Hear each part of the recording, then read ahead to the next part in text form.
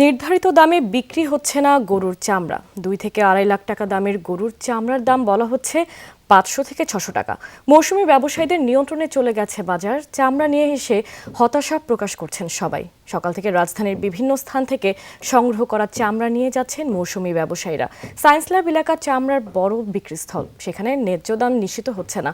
সাধারণত একটি মাঝারি আকারের গরুর চামড়া 15 থেকে 22 বর্গফুট হয়ে থাকে। সে হিসেবে ঢাকার ভেতরে এর দাম দাঁড়ায় 900 থেকে 1500 টাকা, ঢাকার বাইরে 800 থেকে 1300 টাকা। সরকার লবণযুক্ত চামড়ার দাম নির্ধারণ করে দিয়েছে, কিন্তু লবণ ছাড়া চামড়ার দামও অনেক কম।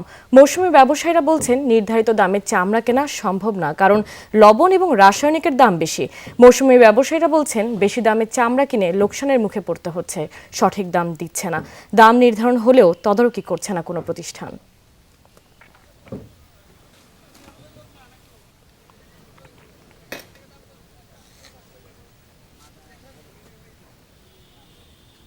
চামড়া কোনো দামই বলে না। এই যে 500 টাকা কয়, 400 টাকা, আবার ইশারা মারে। একজন 800 টাকা আবার ইশারা দেয়। 400-300 টাকা, 2-2.5 লাখ টাকা দামের গরুর চামড়া। এই দেশ হলে সিন্ডিকেটে ভরা। 2 লাখ টাকা গরু এখানে বলে 400 টাকা, 500 টাকা, 350 টাকা এভাবে বলে। নাহলে এখানে এভাবে দাম হইলে কিভাবে চলবো? দর্শক, চামড়া সংগ্রহ কার্যক্রম সম্পর্কে জানাবেন আমাদের সহকর্মীরা। শুরুতে যাচ্ছি রাজধানীর সায়েন্স ল্যাব এলাকায়। সেখানে আছেন সহকর্মী রিমন রহমান। রিমন, আপনাকে ঈদের শুভেচ্ছা। চামড়ার দর নিয়ে ক্রেতা বিক্রেতারা কি বলছেন আমাদের জানাবেন। রুহি, ঈদ মোবারক। আসলে চামড়ার যে মূল্য, সেই মূল্য নির্ধারণ এবং বাস্তবতা, সেটি কিন্তু অনেক ফারাক রয়েছে প্রতি বছরের মধ্যে। অর্থাৎ কয়েক বছর ধরে দেখছি যে আসলে সরকার যে দাম নির্ধারণ করে দেয়, সেই দামে কিন্তু এই যে গরুর চামড়া বা খাসির চামড়া, সেটি কিন্তু কার্যকর হয় না।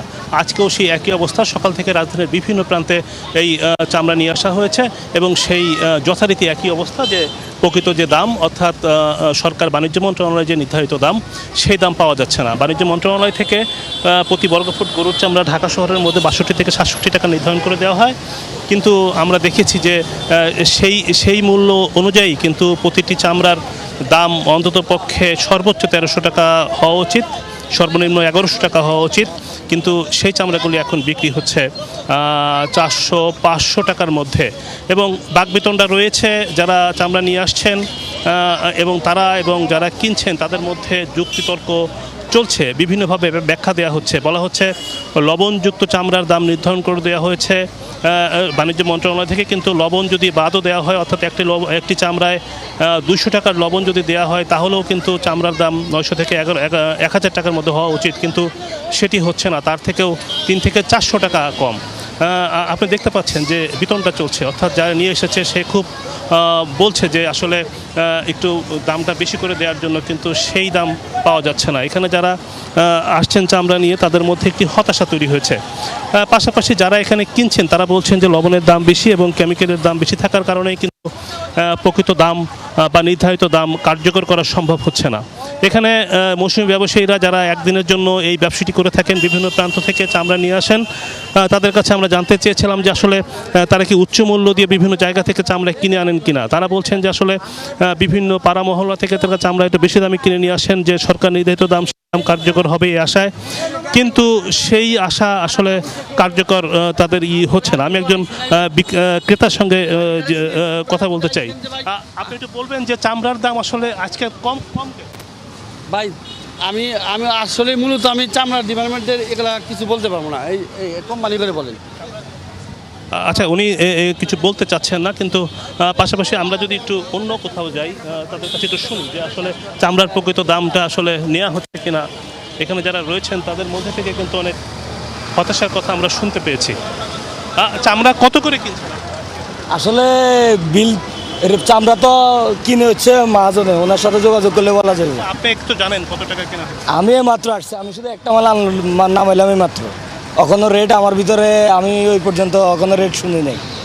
আচ্ছা রুহি, এখানে বিষয়টা হচ্ছে যে অনেকে মূল্য লুকাচ্ছেন, আসলে ক্যামেরার সামনে কথা বলতে চাচ্ছেন না। তারপরও আমরা চেষ্টা করছি যে আসলে যারা এখানে চামড়া দিতে আসছেন, তারা কিন্তু অনেকেই ফিরিয়ে নিয়ে যাচ্ছেন, আমরা তেমনটিও দেখতে পেয়েছি। চামড়া ক্যামেরার সামনে লুকানোর চেষ্টা করছেন এবং তারা ঠিকভাবে বলতে চাচ্ছেন না। কিন্তু আমি একজন যে চামড়া নিয়ে এসেছেন তার সাথে একটু কথা বলি।